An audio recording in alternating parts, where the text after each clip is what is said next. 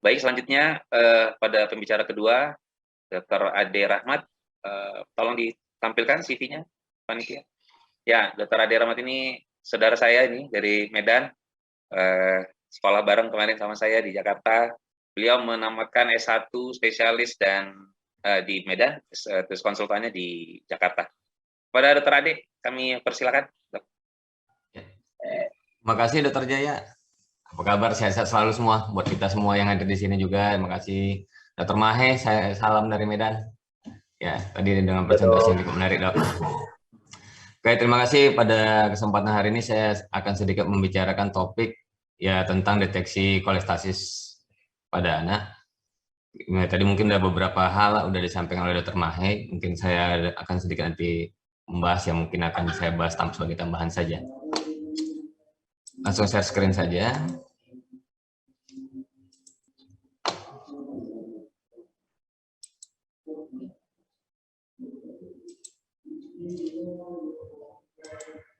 Udah terlihat ya Dr. Jaya? Jelas, silakan. Oke. Ya, judul saya hari ini adalah Early Detection in Cholestasis, artinya deteksi dini pada kolestasis. Sedikit sebelum saya mengawali presentasi saya hari ini, sedikit saya akan menyampaikan satu ayat adalah dan kami ciptakan dari air segala yang hidup. Artinya kolestasis juga kadang-kadang juga berhubungan dengan namanya air. Ketika bicara suatu yang namanya kolestasis, seringkali kita tahu paham bahwa keluhan orang tua datang ke kita adalah kuning. Kan. Kalau bicara kuning ini, kalau di medisnya kita selalu bilang sebagai jaundice. Jaundice sama icterus gimana? Apakah sama atau tidak? Ternyata jaundice sama icterus itu adalah sama. Yang menjadi menarik ketika kita bicara suatu jaundice ataupun icterus, ada beberapa hal yang harus dipahami sebelumnya. Ketika kita ingin tahu ini icterus atau tidak, maka yang perlu diperhatikan adalah kuning yang harus kita lihat itu di kulit, dan jangan lupa ini yang perlu garis bawahi yaitu adalah di membran mukosa. Jadi kuning itu dijumpai juga di membran mukosa. Kenapa hal ini terjadi kuning? Oleh karena kemungkinan adanya peningkatan dari bilirubin yang bisa ya ditemukan di jaringan maupun di cairan tubuh kita. Secara parameter bilirubin ini sendiri memang ya untuk anak dewasa ya dikatakan lebih dari 2 sampai 3 mg per desiliter, sedangkan pada bayi di atas 5 mg per desiliter. Namun juga ada hal yang perlu saya sampaikan di awal ini bahwa hati-hati nih, ini betul nggak icterusnya tadi kan gitu kan. Jadi kalau bicara suatu icterus, tadi udah saya sampaikan ada membran mukosanya terlibat di sana. Jadi yang perlu kita perhatikan adalah masalah sklera icteri ada atau tidak. Ketika sklera icteri ini tidak ada, hati-hati, jangan-jangan ini bukan jaundice. Karena ada satu penyakit yang memang mirip-mirip kuning juga, oleh karena memang ada konsumsi dari beta karoten yang cukup tinggi. Jadi misalnya pada kasus-kasus anak yang mengkonsumsi terlalu banyak wortel, pepaya, ataupun yang sebagainya, labu kuning dan sebagainya itu. Dan ini rata-rata kuningnya ini disebabkan oleh karena peninggalan beta karoten atau yang disebut dengan beta karotenemia. Jadi untuk kasus beta karotenemia ini tidak perlu intervensi apapun, jadi cukup dihentikan aja makanan, maka otomatis kuningnya akan hilang. Jadi tadi udah saya sampaikan masa bilirubin. Mungkin bilirubin ya sedikit reminder kembali bahwa yang kita kenal ada dua memang, bilirubin conjugated dan bilirubin unconjugated. Pada tata laksana atau pada ya setiap saat aplikasi sebagai praktisi, kita sering menyamakan nih, apakah sama bilirubin direct dengan conjugated atau bilirubin unconjugated bersamaan dengan indirect. Dua kata ini sebenarnya adalah direct conjugated adalah dua kata yang berbeda sebenarnya. Pemahaman harus diletakkan pada posisi yang sebenarnya bahwa ketika suatu conjugated sama direct itu sebenarnya tidak sama. Kapan kita katakan bilirubin direct? Kalau ada reaksi suatu reagensia terhadap suatu conjugated itu reaksinya langsung, maka disebut bilirubin direct. Tapi gak usah khawatir, dalam suatu praktisi sehari-hari, saya pikir bilirubin conjugated tidak salah juga dianggap seolah-olah sama dengan bilirubin direct. Yang perlu saya tekankan lagi bahwa bilirubin conjugated ini harus kita pahami ini adalah yang larut air. Artinya ada cair di sana untuk mengingatnya. Jadi bilirubin conjugated larut air.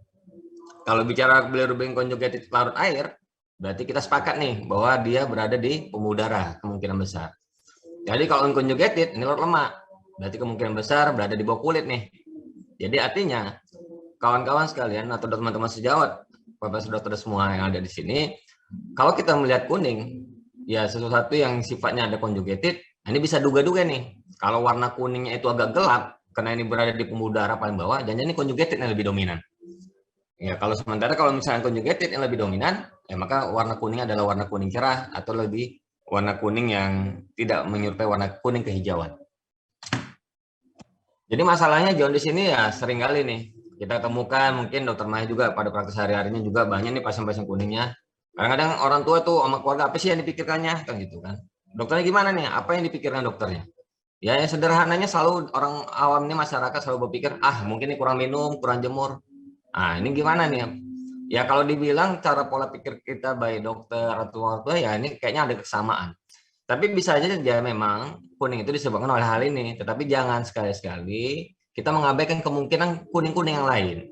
Kenapa? Ada ternyata banyak kuning penyebab yang lain. Di antara lain ada sekitar 50 penyebab yang lain yang harus kita pertimbangkan. Bahkan ada penyebab-penyebab yang kadang-kadang kita juga sampai saat sekarang ini belum mengetahuinya. Oleh karena itu, ini harus menjadi perhatian kita bersama. Ya, masalah ya pemikiran ini sebenarnya banyak studi-studi yang mendukung bahwa ternyata ini ada studi di Ghana yang menilai antara kewaspadaan, kemudian persepsi ataupun pencegahan terhadap neonatal jaundice pada orang-orang tua. Ternyata dia masih memiliki pengetahuan lemah atau pengetahuan yang buruk terhadap satu apakah neonatal jaundice ini penyebabnya, dia juga nggak tahu, bahayanya juga, tata bahayanya juga dia nggak tahu, bahkan untuk pengobatannya apalagi gitu. Jadi ternyata di tahun 2019 juga di Ghana ini juga masih menilai bahwa masih ada kelalaian orang tua terhadap yang namanya kuning gitu. Bagaimana dengan kalau misalnya berhubungan dengan ya orang tua zaman dulu atau memang pendidikannya lebih tinggi? Ada penelitian di 2020 oleh Alzimili, dia melihat ternyata memang betul orang tua atau yang memang orang tua yang usianya lebih tua atau memang dibanding yang muda ini memang kepeduliannya atau pengetahuannya terhadap suatu yang namanya neonatal jaundice ini lebih baik. Dan juga gitu dengan yang sifatnya karyawan atau memang memiliki edukasi atau tingkat pendidikan lebih tinggi. Lalu gimana nih dokternya? Ternyata ini ada penelitian tahun 2017. Di tahun 2017 ternyata ada penelitian bahwa di Kazakhstan nih, betul studinya di Kazakhstan, bahwa dokter-dokter anaknya nih juga ternyata masih juga ada beberapa yang tidak mengevaluasi nih apa penyebab hiperbilirubinemia jaundice yang berkelanjutan ini, sehingga akhirnya akan terjadi kerusakan hati yang berat. Ujung-ujungnya gagal hati, akhirnya butuh transplantasi hati segera. Gitu juga ternyata dari dokter-dokter umumnya gimana? Ternyata kompetensinya juga masih lemah. Sehingga oleh karena itu saya sudah di awal ini menekankan bahwa ternyata cara pola pikir masyarakat, kita sebagai medis juga ternyata nggak jauh beda. Oleh karena itu saya berharap hari ini ya ada penyampaian yang begini menjadikan pembuka pikiran kita bersama bahwa kita harus lebih bertanggung jawab. Apalagi kita sebagai dokter-dokter yang berada di layanan primer, ini harus lebih peduli nih misalnya menghadapi yang namanya kasus-kasus kuning. Jadi ini sedikit masalah kuning pada bayi baru atau anak. Ketika bicara satu kuning, tadi parameternya ada bilirubin. Kalau gitu bilirubin yang bagaimana? Ya pasti hiperbilirubinemia, yaitu kadar bilirubin yang tinggi. Kalau di bayi sendiri, ya banyak beberapa literatur bisa jadi acuan, tapi kebetulan ini saya buat di sini 3-4 bayi dari 100 kelahiran. Mungkin ada beberapa literatur yang lain juga. Jadi di dalam satu penyebab anak kuning ini dari bayi-bayi ini, ya ternyata dari 100 kelahiran ada 4 bayi. Perlu kita pikirkan apakah ada berhubungan dengan yang bilirubin conjugated atau unconjugated sendiri. Seperti saya sampaikan tadi, kalau bahwa bilirubin indirect, ya biasanya sumbernya dari hemoglobin yang dipecah, kemudian selanjutnya berubah terkonjugasi menjadi bilirubin conjugated, kemudian dibuang melalui urin dan juga mewarnai yang sifatnya feses tadi. Kuning hiperbilirubinemia tadi udah sampaikan Dr. Mahe bahwa ada penekanan kalau usianya masih di bawah 2 minggu. Umumnya adalah bilirubin yang meningkat adalah bilirubin yang indirect atau unconjugated. Tata laksananya tadi udah cukup jelas disampaikan Dr. Mahe, beberapa ya bisa dilakukan termasuk fototerapi ataupun bisa transfusi tukar dan sebagainya. Lalu ada yang perlu saya tekankan dalam presentasi ini bahwa kita harus peduli kalau misalnya masih jumpa kuning nih, kuning yang kalau usianya di atas 2 minggu. Kenapa? Kalau bicara satu usia 2 minggu, meskipun ada kemungkinan masih yang ringan, tapi kita harus merubah mindset kita bahwa yang ringan tuh hanya tinggal 10% aja begitu. Jadi kita harus lebih peduli memikirkan 90% yang mungkin akan menimbulkan kolestasis yang lebih berat. Karena proses di atas 2 minggu lebih cenderung adalah bilirubin direct yang lebih meningkat. Jadi bilirubin ini meningkat, akhirnya dikumpul dalam darah dan dapat keluar ke kulit dan mata sehingga terlihat seperti ikterik yang ada kita jumpai lazimnya di sklera yang ikterik. Lalu bagaimana nih? Apa yang harus kita lakukan? Dan hari ini saya nyampaikan masalah deteksi kolestasis pada anak. Jadi deteksi dini ini memang sederhana, semua orang bisa tahu. Oke, lihat selera mata, ya kan? Tapi mungkin pengalaman saya sendiri aja, atau mungkin Dr. Mahe juga punya pengalaman juga masalah untuk memeriksa mata pada bayi nih. Ini sangat sulit. Ketika matanya kita buka, malah merem dia. Kalau udah merem, sulitnya nggak bisa kita buka. Dan ini menjadi kendala kita di lapangan. Sehingga apa akhirnya? Kita memiliki alternatif lain. Mau nggak mau kita harus mengecek di kulitnya. Bagaimana cara mengecek di kulitnya? Mungkin bisa kita pertimbangkan, yaitu dengan meregangkan kedua jari. Yang bisa lazim dilakukan di sekitar dahi. Di mana lagi selain di dahi, bisa di pipi, di dada, di perut, di paha, dan punggung kaki. Dan dari ini tadi udah sampaikan oleh Dr. Mahe bahwa semakin jauh ke arah distal, kemungkinan bilirubinnya itu bisa makin tinggi nilainya. Nih, sklera ikterik. Kalau kita jumpa kasus sklera ikterik kayak gini ya, oke, kita udah sama-sama ngerti nih. Oh, ini jangan sklera ikterik, sudah setuju sekali, ya kan? Bagaimana dengan ini? Kalau dari teman-teman sejawat ini berpikir ikterik, saya setuju karena masih jelas warna kuningnya. Lalu kalau ada kasus begini, yang kadang-kadang kalau ini matanya nggak diturunkan ke bawah atau matanya tidak dilihat ke atas atau tidak dilihat ke bawah, maka konjungtiva yang masalah untuk yang warna-warna ikterik ini tidak begitu jelas tampak. Makanya kadang-kadang kalau udah model begini, kalau ragu jangan lupa lakukan untuk pemeriksaan. Ya silakan matanya pasiennya disuruh ke atas atau ke bawah. Nggak tahu, ya mau nggak mau kita harus tarik kulitnya ke bawah sehingga kita betul lihat. Kalau kasus ini gimana? Ya kita ini lihat memang ternyata masih ada dijumpai warna ikterik di skleranya.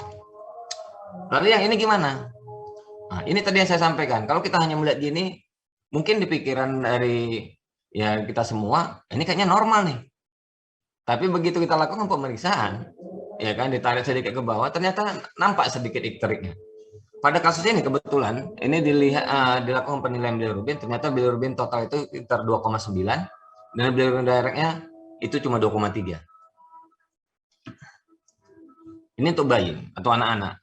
Ya mungkin dari samping akan lebih mudah kita untuk melihatnya, tetapi itu juga masih mengalami kesulitan.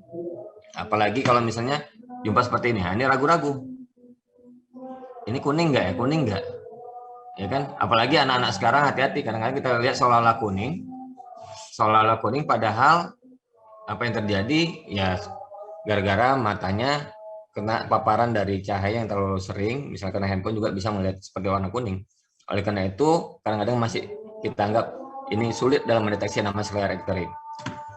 Ya kalau ini ya ini jelas ini adalah sklera yang normal.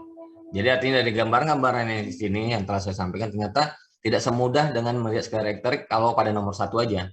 Oleh karena itu, kadangkala diperlukan juga tambahan. Kalau ada keraguan, silahkan lakukan ini.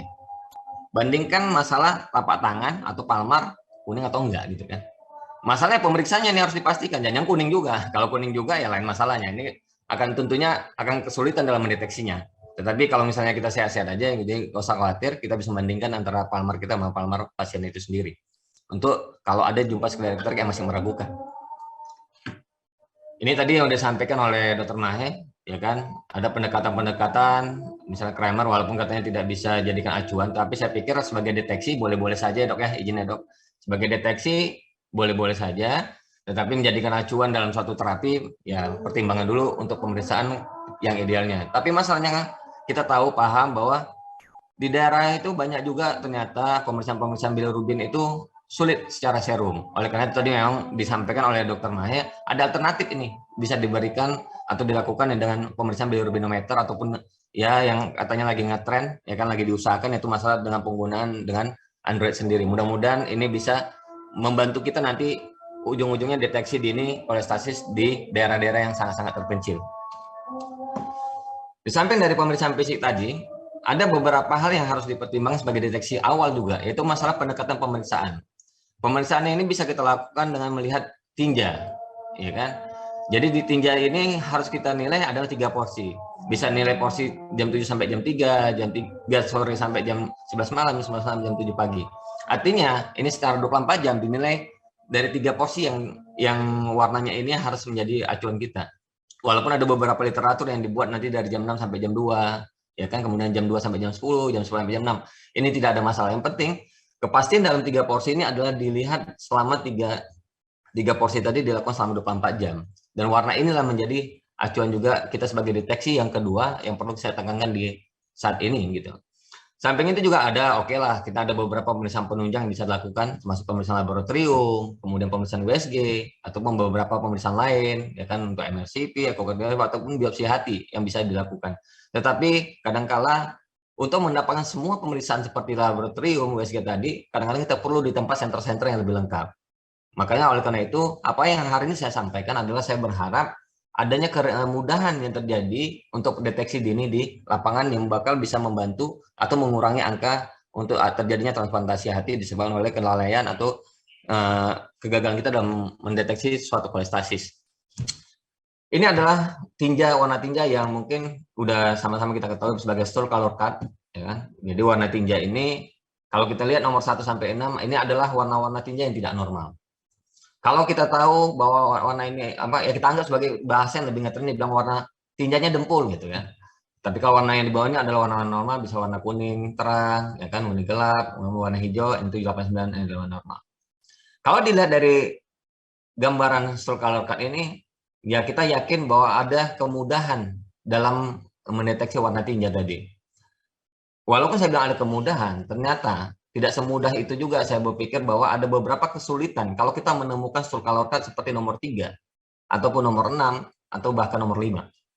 Oke. Ini buktinya. Oke. Ketika ada pengumpulan tinja warna, kita sepakat nih, ini warnanya normal atau tidak? Ya ini, oke. Ini warna yang jelas, warna kuning adalah warna yang normal. Kalau ini, semua juga tahu, oh warnanya tidak berwarna atau putih. Jadi kita udah bisa curiga ini suatu kolestasis. Kalau ini bagaimana? Mungkin dokter-dokter juga masih berpikir, oh ini oke, masih warnanya tidak berwarna, masih kolestasis. Yang ini, oke, masih mudah lagi, masih bisa berpikir, oh ini jangan masih dempul, masih ada kemungkinan kolestasis. Kalau yang ini, udah mulai ragu nih. Ini kuning, ini. Oke. Kalau yang ini, ternyata warnanya, ini adalah warnanya normal, tapi tinjanya nggak normal. Kenapa tinjanya nggak normal? Karena ada darah di sana. Tapi secara warna, ini adalah warna yang normal. Nah, kalau yang ini, nah ini masih ragu-ragu, ya ternyata kalau ada yang berpikir ini suatu yang dempul, maka yang dempul itu yang betul. Ini adalah warna yang tidak normal, atau warna seperti dempul. Kalau yang ini, nah, kalau ini orang berpikir bahwa ini warna adalah warna yang normal, ya kan? Ini adalah warna yang normal. Yang ini mulai ragu. Satu sisi mirip gambar yang di atas, satu sisi mirip gambar yang di kanan bawahnya. Kalau kita jumpa yang begini, kembalikan ke stool color card tadi. Ternyata kasus ini adalah, ini kebetulan fases yang saya ambil dari pasien-pasien saya. Ini memang yang bawah itu, yang paling ujung kiri itu adalah memang, ini adalah fases, memang kebetulan pasiennya yang adalah kolestasis. Jadi seolah-olah kita lihat kuning, dan ini kalau kita meyakini keluarganya, kalau kita tanya, Bu, BAB-nya warna apa?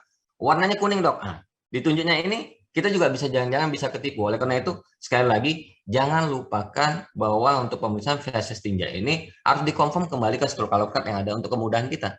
Jadi ini salah satu adalah bentuk dari tinja yang warnanya normal.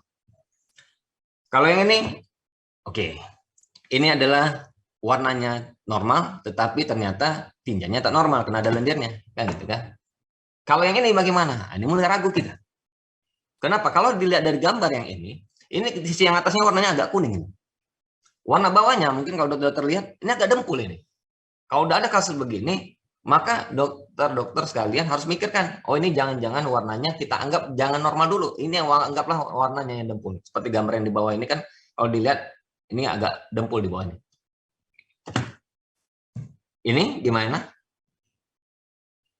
Ya, kalau dari segi warna, ini masih warna yang normal, hijau, tapi dari segi tinja adalah tinja berlendir. Ini gitu juga. Ini warnanya juga warna normal, tapi tinjanya tinja yang bermasalah. Oleh karena itu, ada deteksi tadi sudah saya sampaikan untuk pemeriksaan fisik, secara klinisnya, kemudian pendekatan secara tinjanya.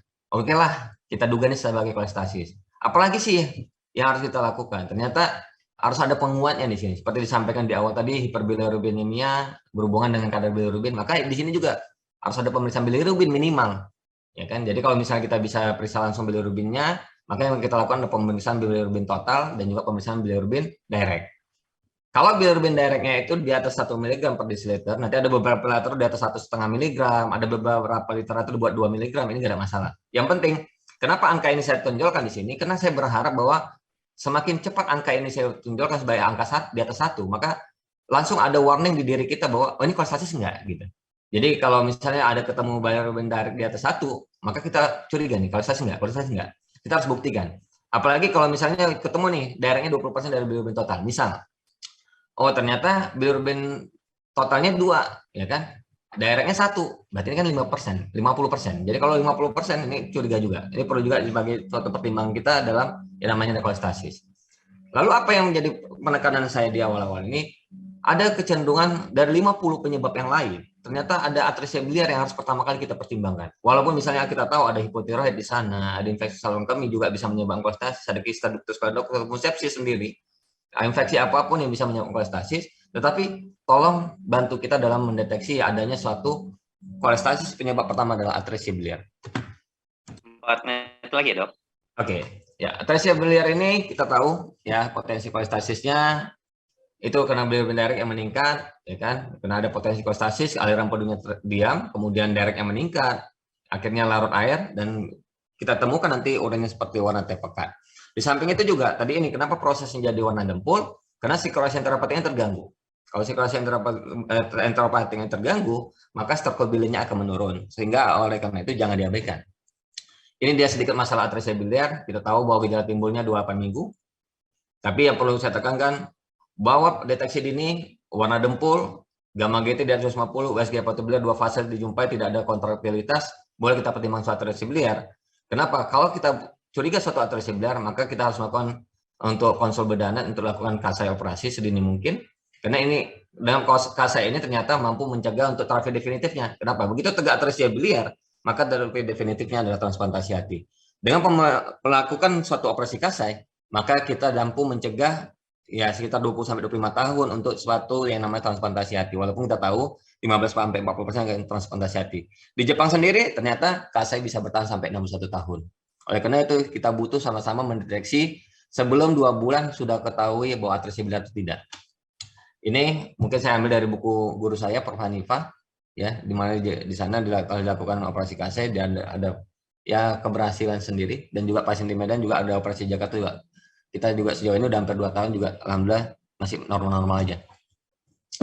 Untuk pengobatan kolestasisnya sendiri bagaimana? Yang jelas ya kolestasis kan itu ada aliran empedu aja, tapi penyebabnya banyak. Bisa atasi penyebab primernya kalau tahu itu lebih baik. Tapi jangan lupa masalah nutrisinya.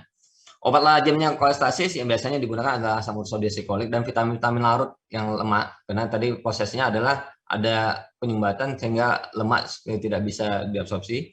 Jadi vitamin A, D, E, K diperlukan dalam satu pengobatan kolestasis. Dan tidak kalah penting adalah masalah nutrisi. Nutrisi ini adalah keseimbangan makronutrien dan mikronutrien, dan juga keseimbangan cairan elektrolit yang perlu kita perhatikan. Ini ada beberapa yang bisa kita pendekatan. Kalau dilihat kalau udah ada early stage, chronic stage, kemudian end stage. Kalau end stage, lihat aja, udah ada transplantasi hati menunggu di bawah, ya kan? Tetapi kalau untuk early stage atau chronic stage dan ini tetap ada juga beberapa obat. Tetapi obat-obat ini hanya untuk ya beberapa untuk koleritiknya ataupun antiprioritasnya. Yang terapi yang sering digunakan adalah asam ursoh desiklorik acid, ya kan ada beberapa. Dan tidak kalah penting tadi masalah nutrisi. Mohon dipertimbangkan masalah nutrisi ini bisa nutrisi yang berhubungan vitaminnya dan maupun mineralnya. Sebagai take home message-nya bahwa ya kita sepakat bahwa kuning ya, yang perlu diperhatikan secara medisnya adalah icterus ataupun jaundice. Namun harus jadi perhatian nih, kenapa deteksi dini kolestasis? Yaitu temukan icterus pada pemeriksaan fisiknya, pastikan warna tinja 3 porsinya ada bermasalah tidak, lakukan pemeriksaan minimal bilirubin, juga kolestasis lakukan perujukan segera. Ya kan terhadap sentra-sentra yang lebih lengkap untuk penyelidikan lebih lanjut dengan beberapa pemeriksaan yang mungkin diperlukan lab-lab lain, USG hepatobiliar 2 fase. Pemeriksaan penunjang radiologi lainnya serta mungkin pemeriksaan lain yang dibutuhkan seperti biopsi hati. Kalau bingung, ya kita mungkin pendekatan bisa di bawah 2 minggu ataupun di atas 2 minggu. Hati-hati untuk di bawah 2 minggu, maka bilirubin indirect lebih berisiko. Kalau dia indirect berisiko, maka terus harus jadi pertimbangan kita. Kalau untuk di atas 2 minggu, hati-hati juga kemungkinan bilirubin indirect yang meningkat akan kecenderungan ada kolestasis. Dan kalau ada kolestasis, sekali lagi penekanan tolong dipertimbangkan masalah atresia biliar harus disingkirkan segera apa ada atau tidak. Dan jangan lupa perhatikan nutrisi. Karena di awal-awal nanti kita akan menghadapi ya orang tua atau kakek nenek dan semuanya menganggap bahwa 6 bulan pertama ini kan masalah berat badan, tumbuh kembang anak seperti orang normal, baru terjadi masalah setelah itu. Jadi pasien-pasien atresia biliar itu baru bermasalah setelah 6 bulan kemudian. Jadi di awal-awal itu kadang-kadang anaknya sehat-sehat cuma matanya kuning, jadi kadang-kadang diabaikan. Jadi mungkin ini aja, terima kasih Dokter Jaya.